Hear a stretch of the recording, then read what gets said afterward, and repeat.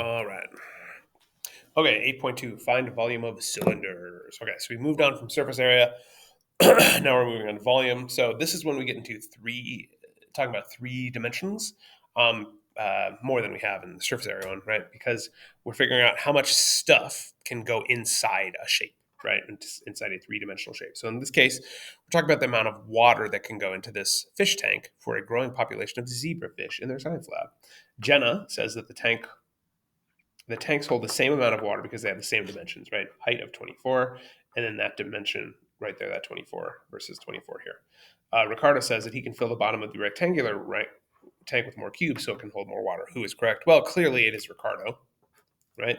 When we look at this, right, and you just think about it, if you took this cylinder right here and you put it in this rectangular prism, I mean, it wouldn't fit exactly because it's 24 inches across here, which actually I think it would fit in there. But anyway, if you think about it, like the square on the bottom, if we kind of just look at it like here, is going to hold more than the circle because it's got the corners here, here, and here that the circle doesn't, right? So it can kind of automatically hold more water because it is a square base rather than a circular base, as long as the dimensions are similar.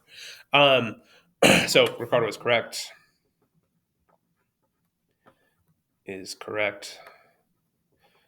Because B/C is because the tank with the square bottom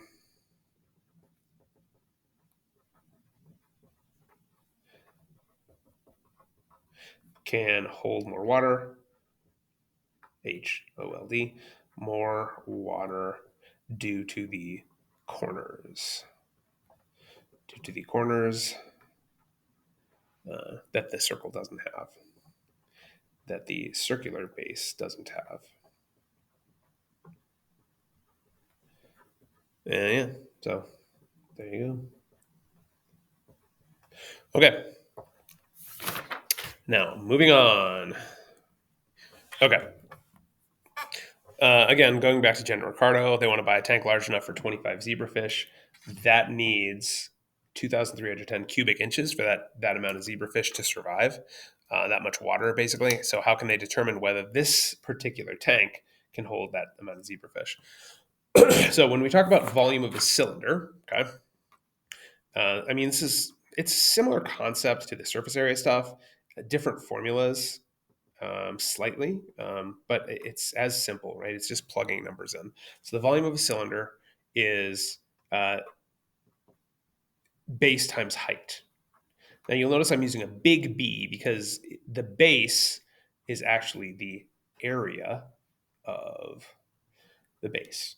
Okay, so this happens to be a circle. Okay, and so the area of a circle, which hopefully you're getting to that, like you're remembering these, is pi r squared. So when we take this B is the area of a base. So this B is actually that pi r squared. Volume of a cylinder is actually pi r squared h. That h being the height and the r being the radius. Okay, let's define those. Even if you think like, oh, we've defined those variables so much, everybody should understand that by now. Doesn't hurt to redefine them. Okay, so we have our diameter here of 24 inches. Okay, that's not what we need. We do not need the diameter. We need the radius. So we take that diameter and divide it in half to get to 6. And then we have our height of 48. So those are the two variables we need, 6 and 48. We plug them into this formula. Okay, so it becomes V equals pi times the radius of 6 squared times the height of... Did I say? No, this isn't right. This is a diameter of 24 and a radius of 12. My bad. Sorry about that, folks.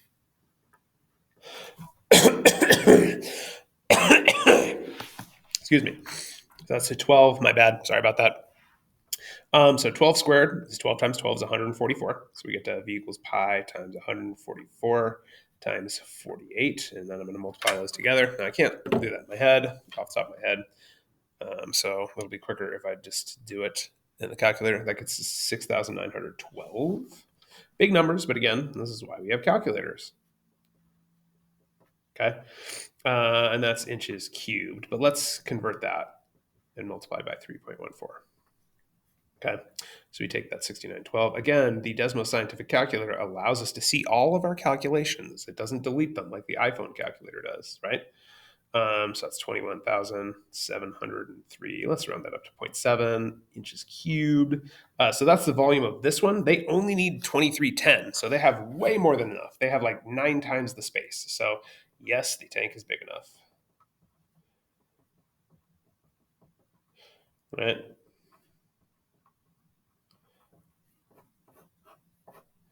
All right. Okay. Now, boom. The area of this, the base of the cylinder, is 78.5 inches. So they've actually already done this B for us. We don't even have to do any work for that, right? We don't have to figure out. It doesn't give us the radius. It just gives us the area of the base. What is the volume of the cylinder? The height's 11. So we just take those and multiply them out. Okay. So 78.5 times 11, 863.5.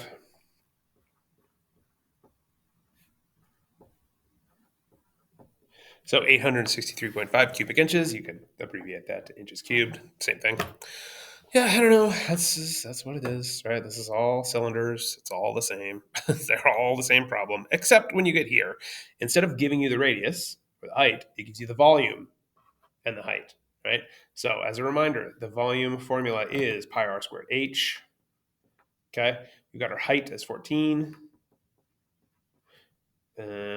Is that 14? Yeah, 14 centimeters. Did I write inches on my thing? I did. Okay, good. Okay, so what it's asking for is the radius. So we're looking for this r value, right? So what we do is we take this v, that 300, and plug it in on the other side of the equation. So you got pi r squared times 14. Okay, so I'm going to simplify this a little bit, and I'm going to say 300 is equal to 14 pi r squared. I'm just going to divide by 14 pi on both sides. So again, I can kind of treat that like a variable. Okay. So now we're left with r squared. I'm just going to bring that r squared over to the left because I like my variables on the left. And I'm going to do all the math in my calculator. It's going to be 300 divided by 14 times 3.14. Okay. Now you'll notice, let's actually do this. You'll notice that this actually has a pi value on it, right? So let's put it in here, 300 divided by 14 pi. You'll see how it is very close to this value, right? But it's slightly off. The reason it's slightly off is because we are rounding this 3.14, whereas this is using the entire value of pi that the memory of this calculator can hold. So it's got, a crazy amount of digits in here, right? But 3.14 is close enough for us, right? So we'll just round that to 6.8, okay? And then hopefully you're not done, right? Because we got to square root it. Okay, cancels out, cancels out. So we take the square root of 6.8. Oops. And then we're down to 2.6. Okay, so that's the radius, 2.6 centimeters. Yay, there we go, we did it. Okay. So this one is giving us, it's a little more complicated because it's, it's like they bought this much sand and they're asking how many barrels they can fill, right? Those barrels you see kind of when you're driving, typically when you see them on an overpass. So basically, when cars crash, they hit the barrels rather than the cement of the overpass or something, right? So it's just sand. Hitting sand is gentler than hitting concrete. So anyway, as a reminder, volume is pi r squared h. So you got the diameter as 0.9. But remember, we want the radius, so we divide that 0.9 by 2, and we get 0.45.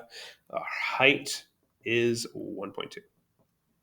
Okay, so now we plug this 0.45 in here, we plug this 1.2 in here, and we'll see what we get. So we got pi times 0.45 squared times 1.2. Okay, now I'm just going to do all this in the calculator. Okay, again, you'll see the wonder of the Desmos scientific calculator. squared times 1.2. Okay, so the whole thing right there, that gets us to 0.243. Right? Double check. Yep. Pi, right? Okay, so we take that 0.243 times 3.14. 0.243 times,